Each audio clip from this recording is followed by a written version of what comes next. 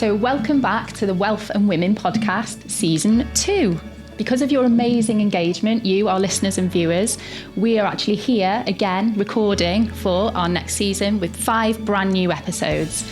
We've actually had some of the best, or PFS have had some of the best engagement figures, so thank you for that. And not only that, we've had the most amazing, all of us, personal messages from you telling us what an impact that we're actually having in terms of your life and your career progress. So today, for International Women's Day, we have an episode on accelerating action. So what we mean by that is actually speeding up the momentum that we've got in terms of encouraging more women into finance and generally helping women progress through their careers. So today, we're going to do some top tips, each and every one of us, on how we're going to accelerate that action. Well, Emma, I think usually we get to start. So how about we start with your top tip? Okay, fine. So I was thinking about this for quite a while. So I have been to Warwick University recently, a couple of weeks ago. They've got their Her Story event where lots and lots of different women come along, students at the university, and they invite lots of career women from all sorts of different disciplines. And we sort of go on a panel, we share our stories. And after that event, I've had lots and lots of the young women there sort of messaging me on LinkedIn and asking about financial planning. They really liked learning about, what we do for a living and asking me, how do I progress on? And it made me realise that I think us in our industry, there's probably not enough opportunities for young people today in particular, maybe in colleges, schools and universities, to get work experience. I remember when I was in school, I'd go to maybe a school to go and do some work experience for a week, or I'd go to a dementia ward, for example. I went in, my mum used to work in one. And even at 16, I was able to go in and see what the job involved and get a real feel for it. And I don't think there's enough of that at the moment. So I feel that would be one top tip for our industry and the companies that are running, both in finance, all different areas, to allow young people at all ages to come in and really see and experience what we do. The other thing that I was thinking about, and it's something that I observed when I was there was a really good lady from Microsoft who, when she was on the panel, she'd been observing all of the students and how much attention they'd been paying. And when I went into her session, I introduced myself and said, "Oh, hi, I was on one of the panels this morning. Can I join your session?" And she said, "Oh, that makes sense." And I said, "Oh, what do you mean?" And she said, "You were really paying attention to what I had to say in the session." The first thing she then said to all of the students was, "I was watching you all, and a lot of you were on your phones, you were talking to your colleagues and messing about, and you've just got to be really mindful of the impression you're making, and actually just being mindful of where you're at in the room and who's around you, because you could be missing out on opportunities to develop relationships with the right people in the right places." So I think that's the other top tip for me. And it's not just young people who are guilty of this these days, it's all ages, and everybody's on their phones. You see it wherever you go, waiting rooms, on the tube, everybody's looking down. And I think actually you could be missing the biggest opportunity of your life by not being present in the room at that time. Yeah, exactly. So I think they would be my top tips. I think just coming back to the first one of doing work experience, you're absolutely right. And I think it is a big challenge for businesses because, one, obviously, there's the time factor. Who's going to have this work experience person shadow them? But I know we spoke on the last series about how technology has really improved the way we can do things. So that can easily improve the way we do work experience, where we can get people in who then observe meetings without being in the meeting, looking at Teams meetings and things like that. So I think that's a really great idea, and it's definitely not something we do enough. No, yeah, definitely not. Yeah, but maybe it could also be, when I went on my work experience, I just went into a library. But I think, and I also went to an accounting practice as well, because they were roles that I knew and I understood, but I don't think people know and understand our industry. So we need to kind of promote that, whether it's going into schools to kind of go and look, this is what we do. And people, I think children will go, oh, okay, I'd like to go and work experience. So it's kind of promoting, once again, what we do as a profession, because I think we've said before, I don't think many people are aware what we are as financial planners. And when you ask financial planners, why did you become one? More often than not, they say, I fell into the job. It's not something where they've gone from a young age going, I want to be a financial planner when I'm older. So it's kind of encouraging that. Yeah, you're absolutely right. I mean, from the feedback, there was some networking afterwards at the Warwick Uni thing, and a lot of the women came up to me afterwards to say, I had no idea that that's what a financial planner does. I think a lot of them assume it's investment banking or investments in general. Yeah. So in the presentation I did there, I actually talked them through a typical day, and I gave them a case study so that they got thinking like a financial planner, how we would think, the issues that might arise, how you overcome them. And I think they really enjoyed it, actually seeing the true picture of what we do. And you know, I've had messages from a lot of them to say I genuinely would be interested in following this up as a career now that I understand what you do. Yeah. So I think as employers, we need to we need to really start thinking, if youngsters do come to us and say, right, then we want to have work experience, we need to think, right, then what can we do so they can see all elements of the job, and encourage it more than anything, and embrace youngsters coming in. Yeah, I think as well, I've gone into schools in the past, I know, Alina, you do a lot of this, and where I've tried to explain to teachers, this is a people job, it's not just about numbers and spreadsheets. Sometimes I've still had the maths students put in front of me, and when I try and describe it the way I see the role, and I think the way we all see the role, it doesn't marry up to what their expectations are of me, and it feels like I'm not adding value. But we were talking before we started about, Emma, you've got a degree in psychology, and actually that is a really important transferable skill, is understanding people. Yes. And then I think also expanding out, so instead of just being about financial planning, letting people know that there's so much you can do, like Alina, as a coach, that's something that's really important to financial services, but isn't necessarily what we're going into schools talking about, is it? Yeah, I think so. I mean, I have a teenager going through GCSEs and career counselling through their schools, and I find that a lot of career talks starts with a frown, and then a long pause, and then a lot of kids feel like they don't have the right answers, and that carries through as a theme. So instead of exploring your strengths, it's about, you know, what career a certain career is defined as, and there are defined careers. I think, you know, when it comes to becoming a lawyer or an engineer or architect or doctor. So schools usually can speak really well about these careers and actually inform the children in terms of what strengths do you have to have, you know, what do you need to know to be successful in those careers. But financial planning is not there. Personal finance is not there yet. So to your point, Tracy, I do agree that whilst a lot of careers tend to attract people who want to be intentionally there. They approach their career as like a by design thing. In financial services, it's still a theme of falling into it. It's almost like, you know, if you haven't been successful elsewhere, you know, come and join us. We'll find a place for you. And that's absolutely not the right way to do it. So I think the more we define roles and functions, and we talk about impact in financial planning, the more that would spark, I think, the curiosity of these people. Just like you did, Emma, instead of coming from an academical point of view and say, oh, look at this career, look at this role description, you know, show them what this can be done. Bring it to life. Yeah, bring it to life. And it's about real people with real money and real impact for those people. I think that's really important. Yeah, I agree. I also think as well, though, having definition is really helpful. But one of the great things about our profession is that the world is your oyster. You can start in power planning or administration, or as a mortgage advisor, or as a coach. You can move into a different area. And if you work in big businesses, you know, you'll get transferable skills where you can go into strategy. And I just think that's a wonderful thing about financial planning. So if you don't know what you want to be at age 18 and you haven't worked out what your skill set is or what your values are, if you start in financial services somewhere, you can take that to the right place for you at the right time. Absolutely, I agree. There's such a great platform for people playing into their strengths. and creating value that way. But I think maybe looking back to what you've just beautifully described, I think maybe defining is not the right word, but articulating the impact that you can have through this industry. And I think that's the thing. And being able to articulate something really well comes from practicing. And I don't know if we are practicing enough internally within the businesses to actually, watch people in a networking event.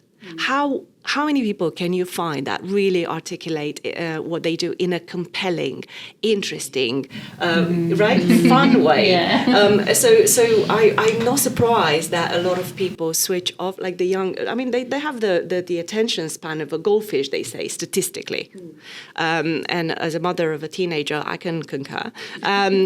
So for them, to be able to reach to to spark their curiosity, you just need to approach it differently, I think, from not from a prescriptive way as much, but from an engaging, innovative, kind of interesting. Making it a bit more relatable to them. Yeah, I was thinking that. We need to learn, I think, the other generations, like our generations, how to engage, what are the younger generations interested in, what is going to spark their curiosity. So it might be something completely different to what we think it's going to be. Yeah. You sort of forget, don't you, what it's like when you were 16, 18, 20, early 20s. Yeah. I can definitely see when I work with early 20 clients, they come into meetings really nervous, and it's almost like, I don't know what I'm going to bring to the table. I'm like, because they're expecting that people who talk about financial planning talk to just the rich. And so that's inaccessible. And to your point, Tracy, they don't think it's relatable enough, and they feel like a fish out of the water. It's like, how am I going to fit in? Yeah. And so I think the more we talk about what you say, Hazel, about the richness of people getting involved in, the richness of qualities and skills and capabilities, that will bring more people in, I think. Yeah. The other thing, just on your other point, though, about people being on their phones all the time, maybe we have a responsibility to engage in the ways that aren't necessarily our comfort zone, like TikTok, which I've never used, but I've heard that people love it. And, if young people are sitting on their phones and that's where they go to get information, then maybe we need to just put the information content there. Put the content where there. they're going to be seeing it. Yeah. It's a two-way thing, isn't it? So I think we as companies need to be doing more to try and encourage young people in ways that, will get to them. Mm-hmm. And also making sure that the opportunities are out there in the first place. But also as individuals, regardless of age, just being more aware of who's around you, what opportunities might be there, just by pulling your eyes up and having a look around and actually engaging.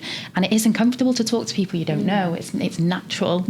You'll never get any better, though, will you, without practicing? Unfortunately, it's just one of those things where you have to practice. It's too easy to put your eyes back down. It is. And dissociate yourself with who's sitting in front of you, isn't it? Yeah. People have anxiety, but it's quite easy to cover it up by looking at your phone. Yeah, that's the easier option potentially. But yeah, you got to. And I remember from the days when I worked closely with businesses on like business model transformations and so on, that usually the narratives start with the market, the client, and the team is left in like one of the last elements in that narrative in terms of the vision of the business. And I think if that's the case, then you will not be able to focus the time and energy and the resources to actually find ways to articulate what you're about from a team's perspective too. Because if you find a way to articulate what your team is about, what functions and roles you're creating or you're promoting, then it becomes easier to then articulate externally to people who want to access functions and roles and want to be part of the business itself. Practice. Yeah, I agree. So Hazel, you've got some top tips for us as well? Yes. So I think this leads on nicely, actually, thinking about what businesses can do. So when I was thinking about accelerate action, I think one of the things that stops action from being taken is a lack of awareness of obstacles for women that we don't know are there.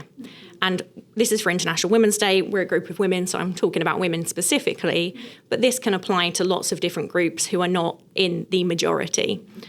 So I think to really progress further than we have now. Businesses need to make a conscious effort, not to just look at the business and say, well, we're not doing anything actively discriminatory, but to think, are any of our processes or our ways we do things causing a discriminatory effect on any groups within the business? So in financial services, as an example, one of the things that I've seen happen in businesses where I've worked is when it comes to moving client banks from, say, a retiring advisor to someone else in the business. And a lot of that has been focused on personality fit. And to use a very generalised example, this is a stereotype, but one I see play out.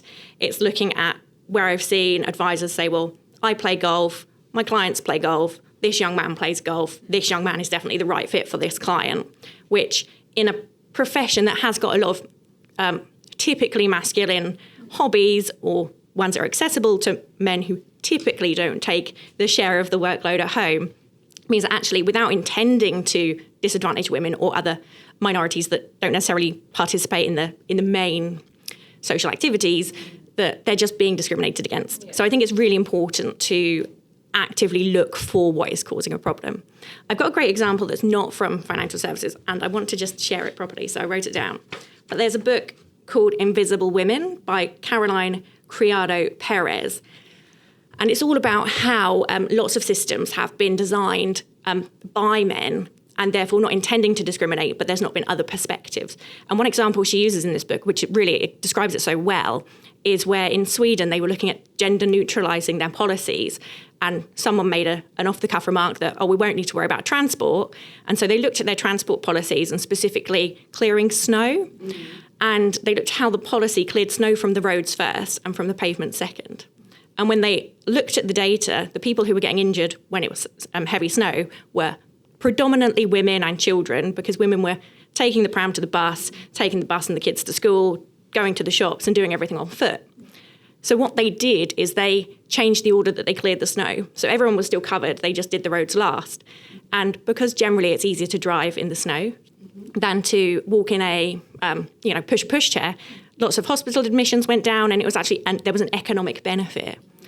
And what it just highlighted is that when that policy was put together, no one was saying, we're going to make sure that the men are looked after first, we don't care about the women. It was just that there probably wasn't necessarily a woman at the table in that type of context saying, hang on, we need to worry about the prams. Just made logical sense based on their experiences. Exactly. Yeah. So this is what it proves, that having a diverse amount of diversity within the people and an organisation that makes the decision, you're more likely to benefit everyone rather than have a typical kind of... Yeah, you get different thought processes. Different. Yeah. I mean, we were having a chat about this yesterday. We're doing an extension at the moment, and my other half is very much practical, money. Right, we'll extend out there, we'll put the kitchen there, and it's done. And that's all he's worried about. And I'm thinking, how am I going to live in the space though? How is this going to work if I'm doing the washing? How is this going to work with our daughter? If I've got people around, then how will that flow? And he struggles with that side of things. And neither's right or wrong. It's just that actually by combining them together, you get a really good outcome, because we'll get the best of both worlds, hopefully. Yeah. And you're right, Tracy, you need diversity at the top of companies to make sure that even if not everyone agrees with each other, at least you've got all of these different ideas coming in and you can make an informed decision. It's the same as the job we do. We need all the information, and we like to think about lots of different things and have input from different parts of the team, different people in the team, to make sure you get the right outcome. And I certainly think that, like you're saying, Hazel, companies need to be mindful and just check. Even if they think that everything's fine, just check and get somebody else to look over it as well. Somebody else that might think about it differently, to be sure. I also think what you're saying about disagreement is seen as a bad thing, but if you've got an idea and people don't challenge it, you might have a good idea. But if you've got people who are then challenging it and creating a better idea, you can end up with a great idea. Yeah. And that's the same whether it's majority women, majority men. It's just about having different contexts, different perspectives. Yeah, it's where you're stress testing that idea, aren't you? We do that in financial planning. We stress test the what-if scenarios, and that's all you're doing. Adding that element, what-if scenario. How about this situation, that situation? Exactly. And you get to use different people's strengths, because we all have different strengths. You know, going back to the extension thing, you know, my other half, Ben, is brilliant with detail. He loves spreadsheets and, you know, really likes to keep things in order. I mean, he's a project manager, so perfect for what we're doing. Whereas I'm more the touchy-feely type, more creative, maybe mind. So putting us together, we'll get a good outcome. It's just getting there, and you know, we will clash and lock horns about things, but that's natural. It's just part of the process, isn't it? But it's such a perfect analogy, and I think in a lot of businesses, when I walk into a business, I have a feel for the place, and the culture kind of seeps into the every bit of the fabric of that business. And I think it has to become like every business, they need to figure out a way to create a positive climate for everybody to feel at home, to feel heard, understood, seen, and to welcome the perspectives. Because, I mean, I know for a lot of businesses, maybe, and again, women wanting to access functions and roles within the financial industry, they look at the how and the what, and they look at a role description, and the discussion is around what can you do, or how can you do this, how can you be the best you can be at your job. But when you hire somebody, you welcome the whole person. The whole person, the person with multiple identities, the worker and the wife and the mother and so you just need to be in that position. Just in a similar way, you try to understand your client to the best of your ability, to try to understand your employee to the best of your ability, to then welcome them. And we talked about, I mean, it's a great thing to put out a great show about, come and join us, we're so great. Retaining people, retaining talent is a difficult thing. And that goes back to what motivates that person, how well adjusted that person feels, how well you manage this belonging feeling. And that goes back to understanding what can they do for the business, but also what the business can do for that person. Yeah, I think you're right. It has to be a two-way thing, not just what can you do for us as, you know, as the employee to the business, but vice versa. I think if you generally take that approach, so you're going to get the best out of that person, you probably get more loyalty out of that person. I mean, I think this links quite nicely actually to you know, the tips that you're talking about, Tracy. Yeah, you know, what you wanted to talk about. Yeah, because the point I want to raise, where I feel that we need to accelerate action, is when women come back off maternity. I think there's a lack of structure there. You know, naturally, what tends to happen when a woman has a baby, especially their first child, they lose their identity, they forget who they are, they lose their confidence. And when you go back to work, you potentially lost your confidence because there might be a knowledge gap, something, you know, our industry constantly changes, new regulation. When I had my first child, pension freedoms came into force. So the rules of pensions completely changed. So when I came back into the job, I had to start from scratch. So it's what can employers do to prevent that woman feeling disconnected to the job that they're doing, keeping their confidence as well, and not having to feel like they have to start from scratch. So I think, you know, companies need to consider putting some sort of support system in place, make that woman have still feel connected to the business that they're working with. So I think we need to look at things like that. It's almost like, I suppose, making that feeling in a company that it's a good thing to go off and have children. It's not a negative. It's not a bad thing. Yeah, because I think there's normal. Yeah, I think there is like a perception. It's an outdated perception that that you have to prove yourself when you come back from maternity. I have to prove myself because people feel I'm no longer ambitious. I've had a family. That means my focus is no longer on my career. It's more about raising a family. Well, why can't it not be both? So I think that because a lot of women feel like that when they go back to work, you've got this amazing talented person that have lost their identity, they've lost their focus, and that they're stepping away from the industry because they feel this is no longer the job for me. But by having a support system in place, they can feel, no, actually it's all right for you to have a family. keep aiming for that goal that you've got.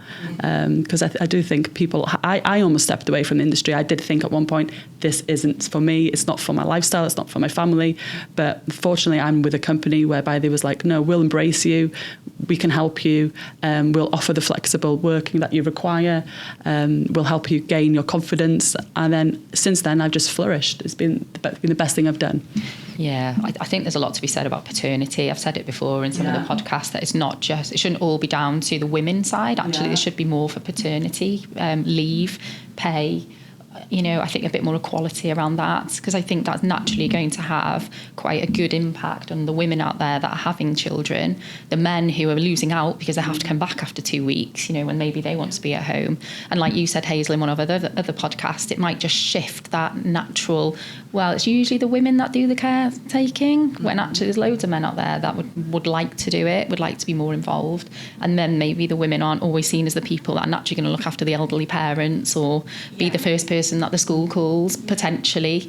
It might level things up a little bit. I think that also levels things up at home. So not talking from personal experience, but I was speaking to someone recently who is having a child, and they've had 2 children before, and she was saying to me that with the second child, her husband was more involved, and now he understands better like how hard it actually is being on maternity. And I think that's, again, it's when you don't have perspective, it's very easy to not realise how exhausting that is on a woman. And as I say, I've not done it, but I understand it's physically draining and mentally draining, and it's just a constant changing nappies and doing washing and feeding and being woken up when you're trying to have a nap. And that's really tiring, whilst also trying to get ready for returning to work, I would assume. Yes. And if a man has the context of having participated in that fully, maybe in early, having paternity at the same time as maternity, so the family can do it together, I think it would really help. Yeah, it's funny. I was telling Tracy, actually, so I was on the tube last night coming into London, and there was a man sat on the tube talking to his female friend about having children and the reality of it. And he summed it up so beautifully, the actual reality of having children, how hard it is, the impact on a woman's body, how tired you are, the fact that you'll be, quicker to lose your temper, for example, because you're just exhausted. He really got it. And I was really impressed listening to him, thinking, yeah, I can tick all those boxes you're talking about. It's not all bells and whistles and great stuff that you see online. Actually, it's blooming hard work, and to be able to share in it, and like you say, Hazel, your other half experiencing in it as well and getting a better understanding can only be a good thing, surely.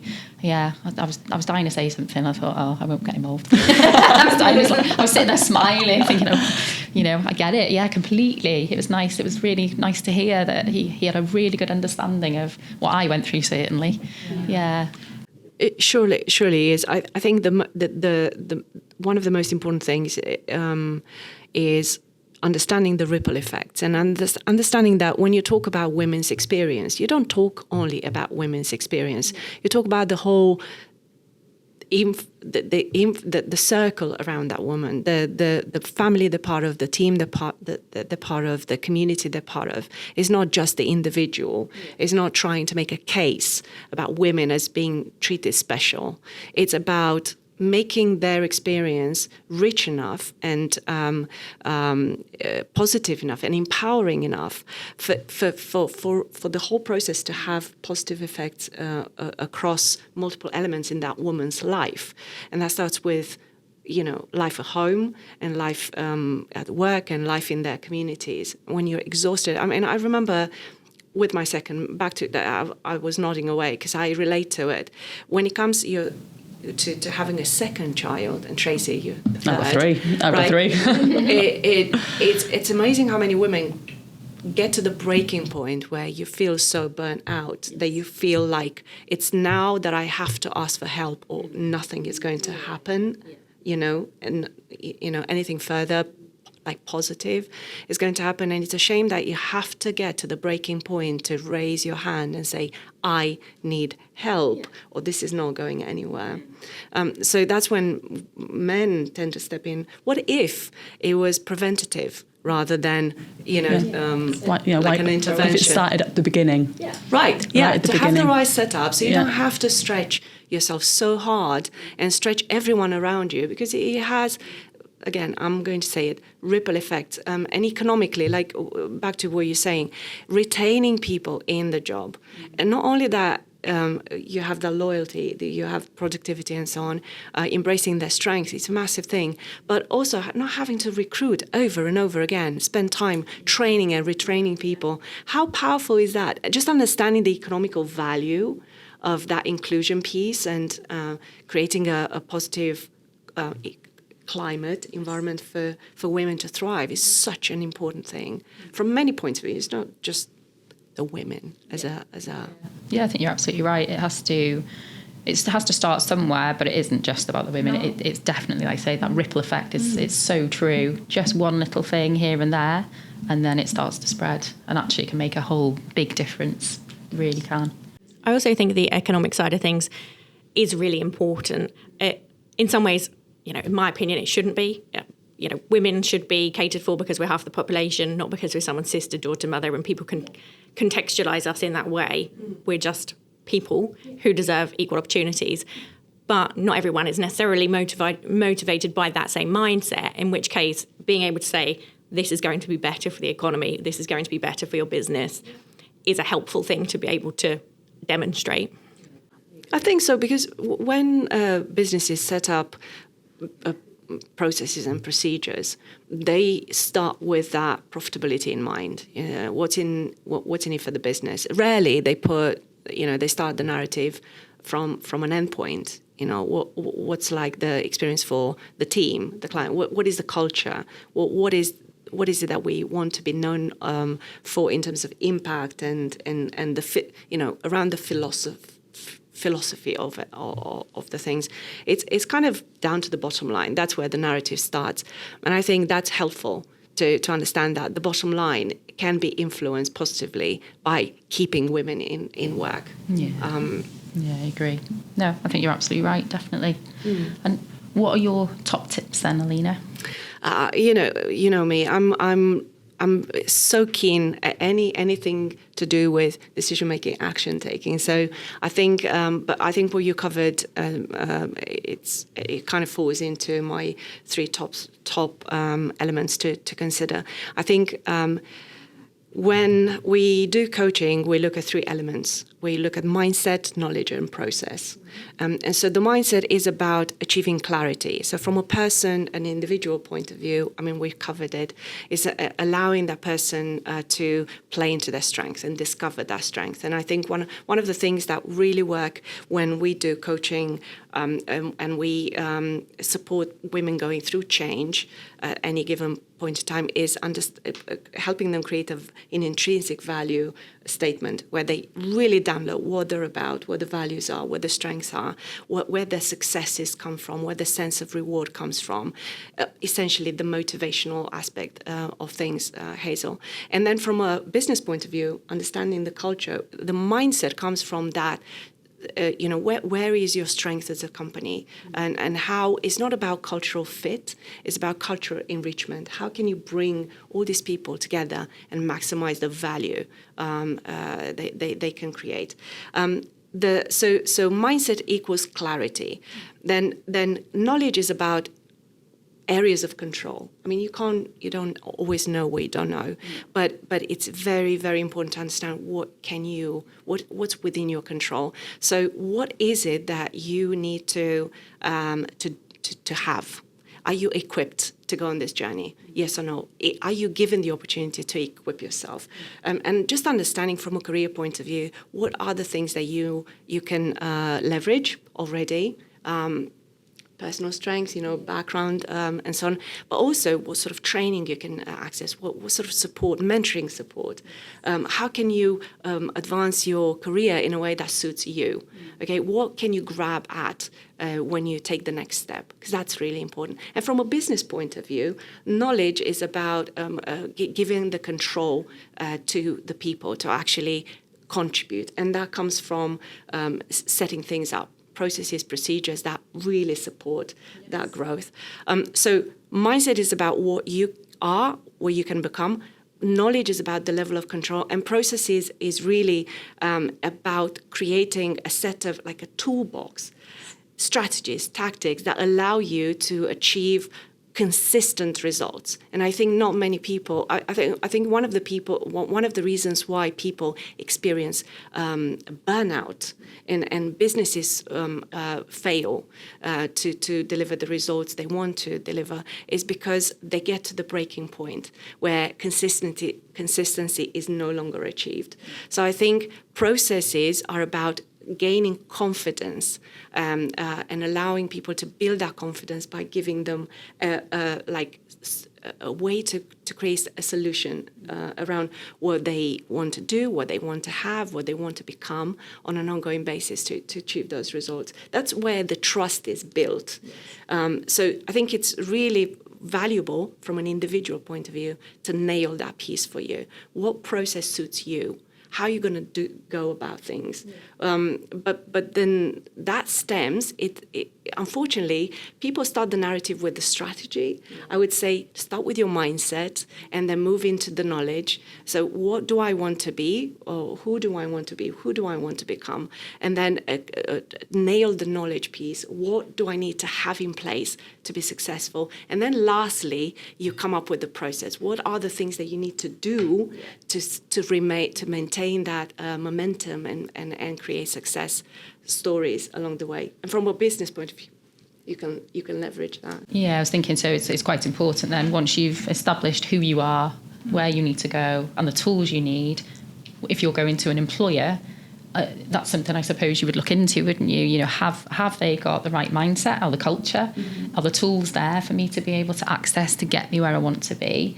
I think that's something you probably need to really look into when it comes to picking an employer or trying to get maybe your first job or the next job, making sure that they're going to support you in really truly where you want to be and how you want to get there.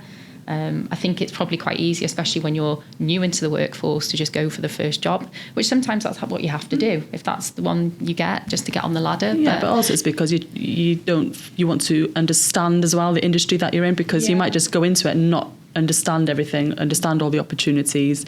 You don't know what faults to look out for either. So it's by going in, you can see that and then kind of go, I don't like that part, but I do like that part, and embrace the part that you like. Maybe. Yeah. I think that's the energy. The energy needs to come from a sense of possibility rather than, I love your story because that highlights the power that a business can have in shaping the right cultural engagement to actually retain the talent and kind of go, Tracy, we trust you implicitly, but you find a home here where you can develop, you can find your path wherever you choose to do. And I think that is really powerful. And for you to feel like you're empowered to create that space for yourself, to explore what you are about, what you want to do, how you're going to do that, who you're going to talk to about the next steps, that is massively important. And I don't think a lot of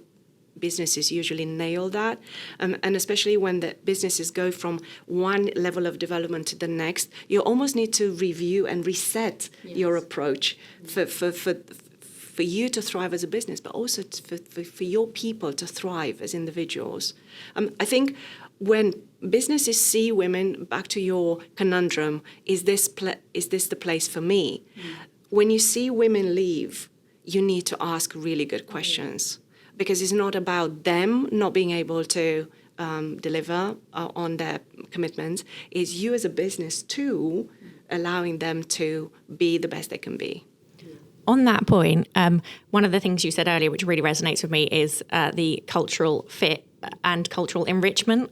And I think whilst cultural fit is something that sounds nice, actually, if you want to have diversity and you want to have inclusion, you need to be able to look at people who have got different perspectives or different ideas. And instead of finding it an inconvenience in a busy world, to bring those into the equation, to think that this is actually enriching our business because it's bringing a different perspective. It's doing the risk assessment on our normal ideas, and it's helping us move forward. Yeah, and having a voice, like having that sense of, I can say what's important to me. I can talk about what's important to me, what's, my priorities, and not feel like you're going to be worse off as a result, right? Isn't it? Penalised.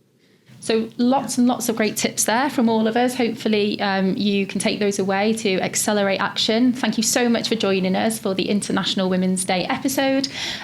Also good news, it's not just our voices that you're going to be hearing in the next 4 episodes. We have a private client lawyer, we have financial planners, and we also have a financial coach for you to listen to, which hopefully will give you some broader perspectives again, exactly what we've been talking about. You can find us on the YouTube channel through the PFS and also message us on LinkedIn.